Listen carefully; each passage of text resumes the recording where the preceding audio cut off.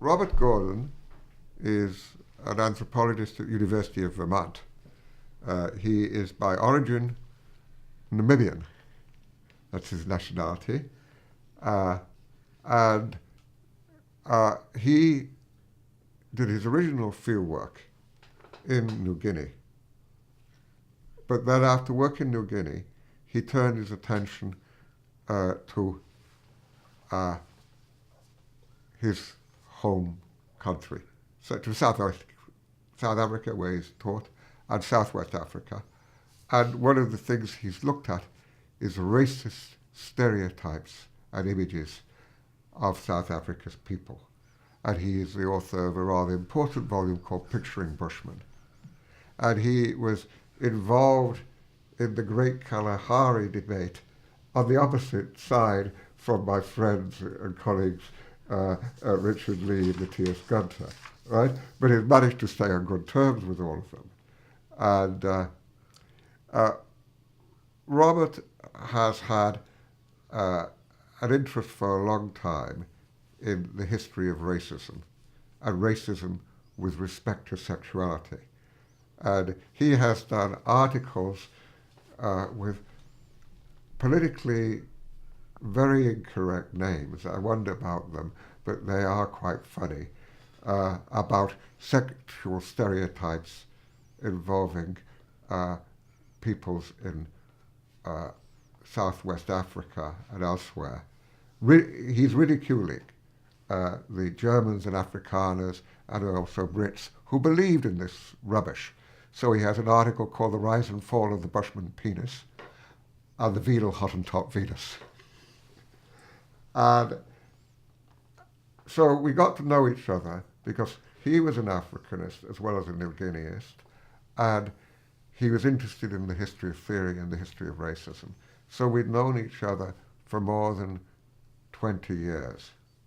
And there are all kinds of links. For instance, Matthias' student then Richards was Renee Sylvain, who teaches at Guelph, and her external examiner was Rob Gordon.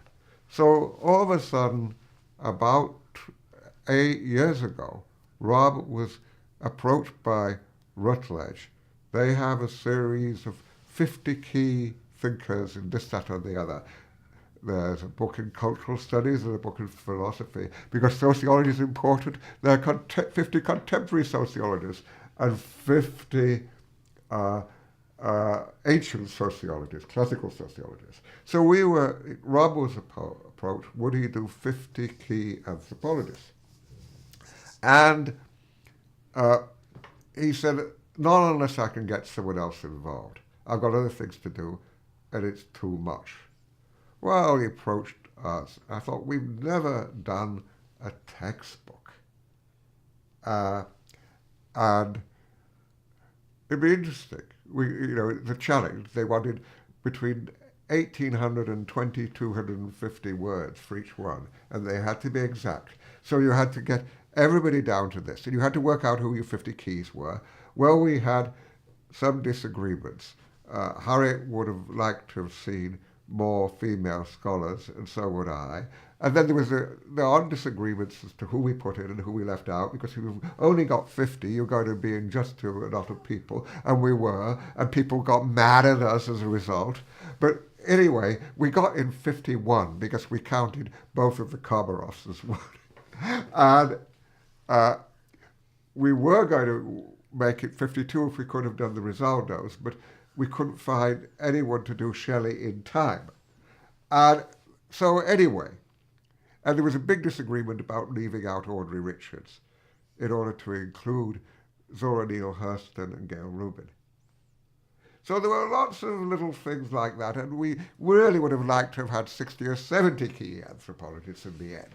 But we farmed out a lot of this because in the end, I think Robert did about 8, and I did 5, and I did 4, and we shared.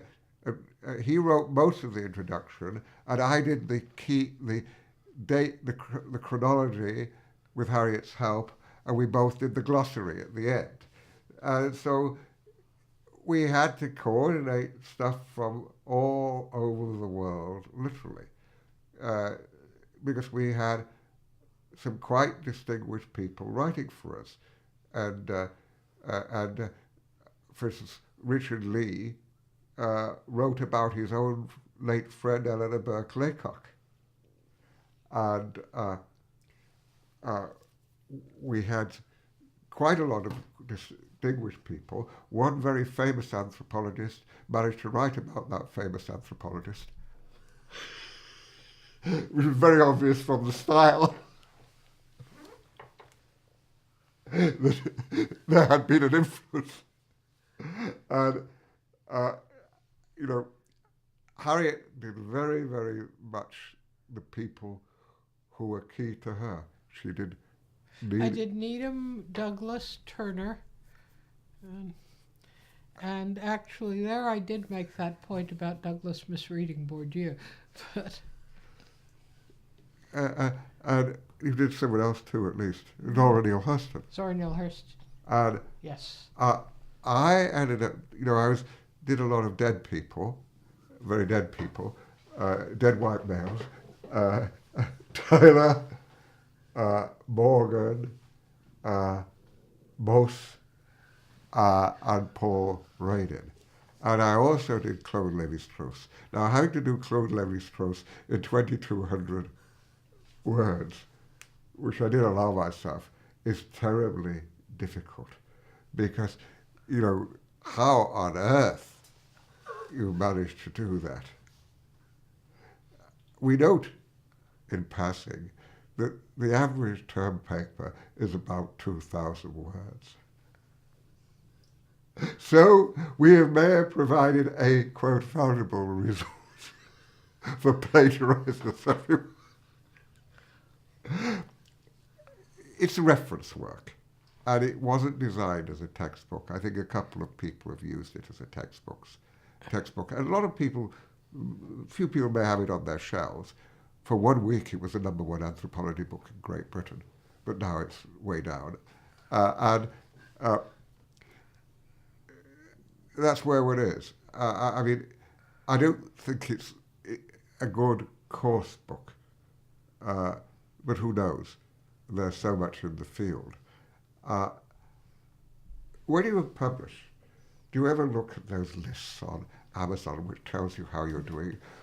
I've stopped. I used to. They tell you that your book, after a few years, is 2,285,000 on the list.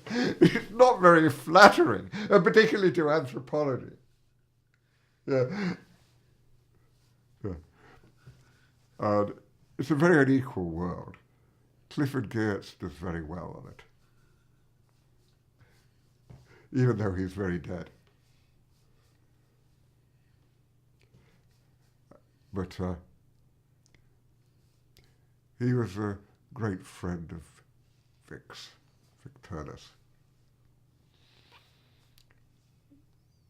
And one of our nicest moments in our career could have been the saddest time.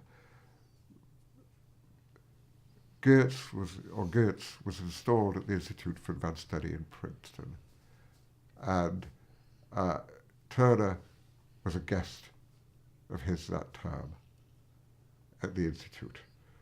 I was a lowly professor at Rutgers Newark, and Harriet was being treated shabbily at Smith College, given 1-year renewals on what she'd been falsely told was a tenure track appointment. We were depressed when Fred Turner rang us that day. "What's up?" he said. "You sound down." As down as can be. "Well, let me have a talk about this. How soon can you get to Princeton? Vic and Cliff are giving a party." That was the way they always dealt with it. Uh, Turner was an example of how people should behave in all ways. We once heard an embarrassingly bad paper at a session, and we just about literally grimaced. He noticed. And he afterwards made a comment about a valid point that Dr. X had mentioned. And then he went over to us and said, "Don't think I'm an idiot. I saw your faces. And of course you're quite right. But learn a lesson from me. No good comes from deflating the ego of someone like that. I don't benefit and she doesn't benefit. But perhaps if I say what's right in her paper, she'll get her message in the nicest possible way, without my having to be in any way cruel or unkind to anyone." Which is an interesting lesson as to how to teach, what, and how to mentor, and how to be a decent human being. Huh?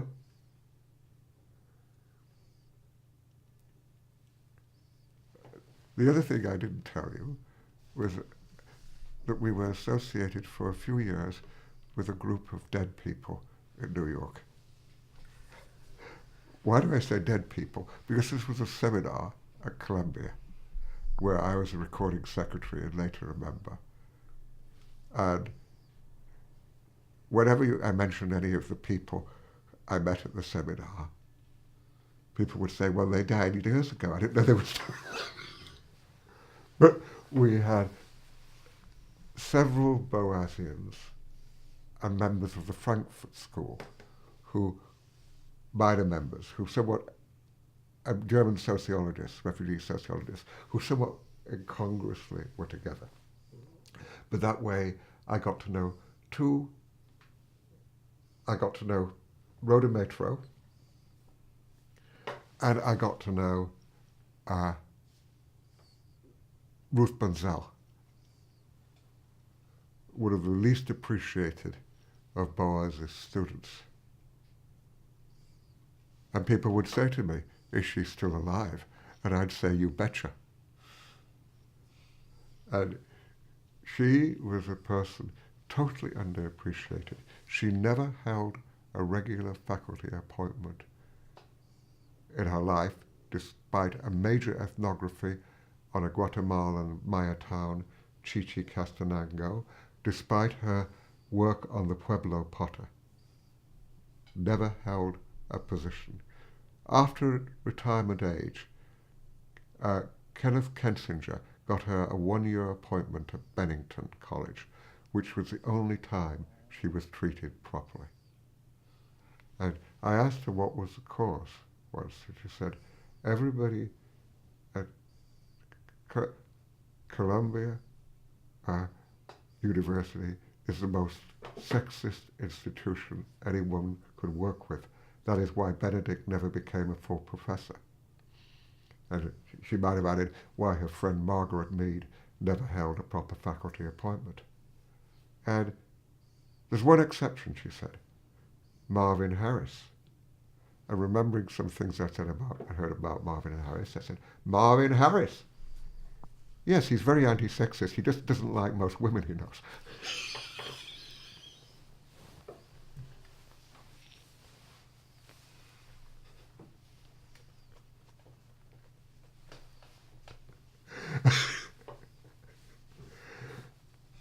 And, Harriet was writing about Mead. I mean, Harriet took a course from Mead, all right? And Mead, it mainly consisted, is it not right, of slides? Films, not slides, films. Really good films, a lot of them. Mainly shown by her assistant. She only came to class about twice.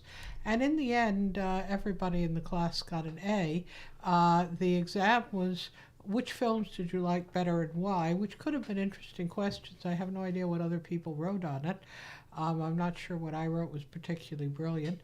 And word had it, although she didn't say it directly, but word had it was that she gave everybody an A because she thought it would be really helpful to have an A for Margaret Mead. The only occasions I saw her, there was usually something bizarre. We had this, I said, this small group, and each month, this was a group of academics from all around New York who met at the Columbia University Faculty Club. So this was the Columbia University Seminar in Content and Method of the Social Sciences, headed by a member of the Frankfurt School who was relatively unknown. And we had somebody who became a friend as a result of this incident.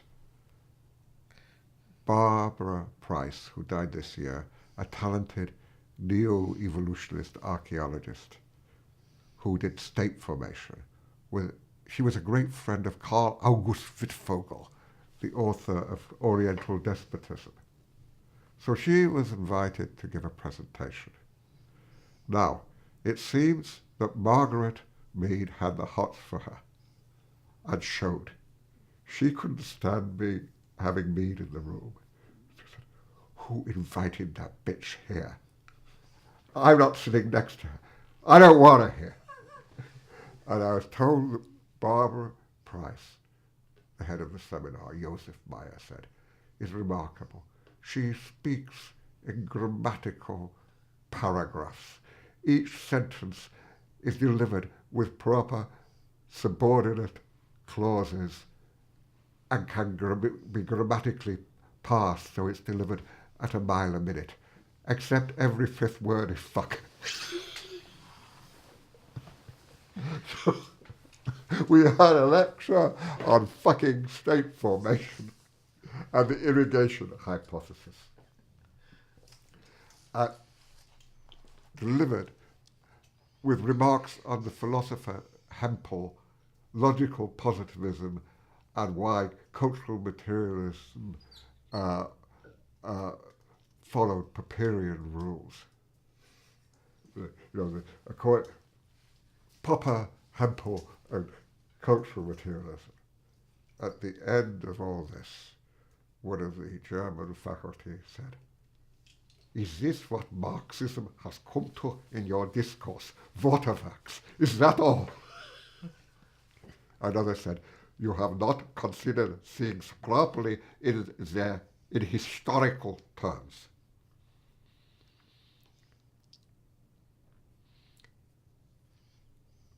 From a corner, the effing bitch, as she'd been referred to, spoke. "I am going to defend the integrity of this presentation against these old fogies." And Margaret Mead suddenly came out in full defense of cultural materialism. I actually once saw her change her opinion in the middle of a sentence because somebody she thought wasn't too bright, or else because she just felt like an argument agreed with her. This was this same guy who couldn't spell medieval at Smith, and she came up to give a lecture, and we had her to dinner the night before in a private room in the faculty club. And during dinner she was holding forth on how we were admitting more people to graduate schools than there would ever be jobs for, and implied that she didn't think this was a good thing. And this guy started agreeing with her wholeheartedly, and she said, "I don't think we ever should deny anyone the right to learn." So she changed her opinion in mid-sentence because someone agreed with her, either to get an argument or because she couldn't stand this guy. I also had one run-in with her, which was in some ways quite comical. Trying to save up the money to go to Oxford, I had a second job at night as a cashier at the Fifth Avenue Cinema in New York. And we were told that if any celebrities came, we should let them in free. I'm not quite sure why celebrities should be let in free, as most celebrities had more money than other people who wanted to go to the movies, but we were told to let celebrities in free. And one night, Margaret Mead showed up, stick in hand, and I let her in free. And the usher wouldn't let her take her stick into the movies. And to make matters worse, we had published the time wrong in the newspaper, so the movie started about 5 minutes earlier than we had said, with the result that by the time she actually got in there, after having the argument with the usher about whether she could take her stick into the theater, and the time and our getting the time wrong, she got in there 10 minutes into the movie, at which point she stormed out and came out to me and demanded her money back. And I pointed out that she had been let in free, that we let all celebrities in free, and that as it happened, if I was short any money at the end of the night, they would take it out of my pay, which meant that I would be working for nothing for the evening. And she said, "I don't care, that's your problem, I want my money back." And at that point, I did come up with a solution. I said, "It is a really good film. Would you accept a voucher to come and see it for free on another night?" And she accepted the voucher. But she was adamant that she'd paid. So, You know, there are very few people who are quite so bizarre. Though Needham was another. And a late friend of ours invited him to give a talk at the small elite California college she was teaching at. And it was on why anthropologists make a mess when they study emotions. At the end, nobody asked any questions.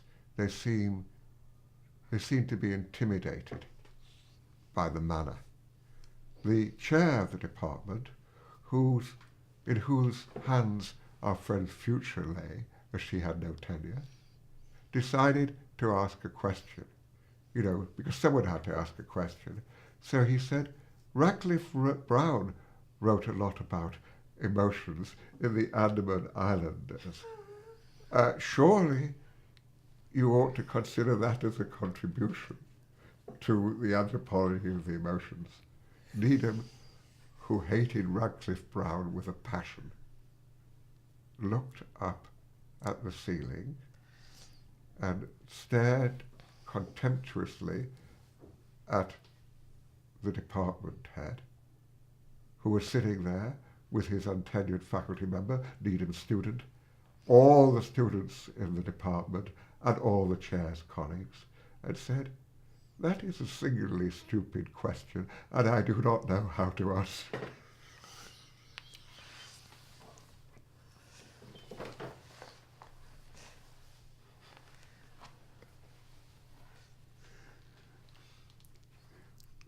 I tried to when we first took over Anthropologica, I tried to organize a festschrift for Rodney of all of his students who either had come from Canada in the first place or who had ended up in Canada.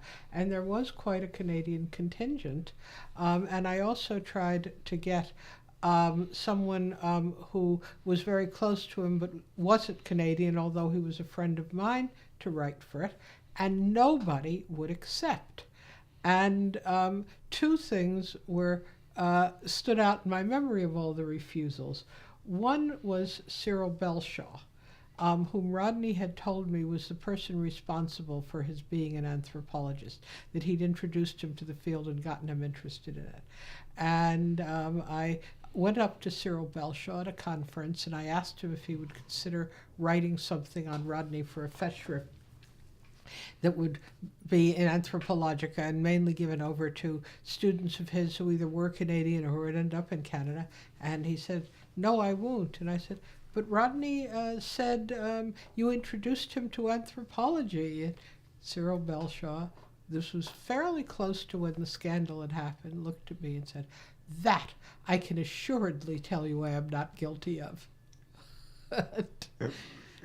And the other one was someone who was close to Rodney and, like me, had a lot of strong attachments to him, because there are a lot of ways I really liked him, even though I was terrified of him a lot of the time. And he wouldn't do it. And I said, but why? You're still close to him, much closer than I am. And he said, he's the only person in the world who'd be capable of writing a bad review of his own Festschrift. You have to put, the other thing is to put yourself in the mind of the disputes in alliance theory in the 1960s, and what the dispute was between Lévi-Strauss and Needham, because it was over a very, very little thing. Well, to Needham that wasn't little. But for him it wasn't little, which was how different prescribed was from preferred. Right? Actually, that was not little, Andy. It wasn't. It was. It seems to me in retrospect. No, it wasn't. I'm sorry. Because Needham thought you could only get a perfect system. Yeah, he wanted a perfect system where the of thought binary system, classification. where the if thought you had a sys- prescription. where the thought system, the physical system of how people were organized on the ground, and the kinship system exactly mirrored each other. That this was a perfect system, and this would prove how important binary classification was, where there were a few societies where you had prescriptive alliance and everything was perfect, everything matched up. And Lévi-Strauss, and he wrote this in the introduction to his translation of Elementary Structures of Kinship. And Lévi-Strauss disowned the introduction and said that I wouldn't have wasted my time on something that only applied to about 18 societies in the world. There isn't an absolute difference between prescriptive alliance and preferred alliance. I'm interested in structures of the human mind, not in societies where there is total congruence. In fact, he pretty much said that empirical facts didn't interest him all that much. and that was the falling out. But it wasn't trivial to Rodney. It was absolutely key to the whole reason he was interested in prescriptive alliance. The system est vraiment dans les faits is from Dumézil. And this to him meant that the structure... Holkart. No, Was Dumézil? you used to say it was from... You used to tell me it was Dumézil. Okay. Yeah. I thought it was Holkart. No, I think it's Dumézil. This is the wonderful thing about the internet. Yeah, you can. We could be wrong. Memory could be wrong. It could be neither. Could be. But she's usually right. But this was quoted at us all the time because structure. It probably is Dumézil. You're probably right.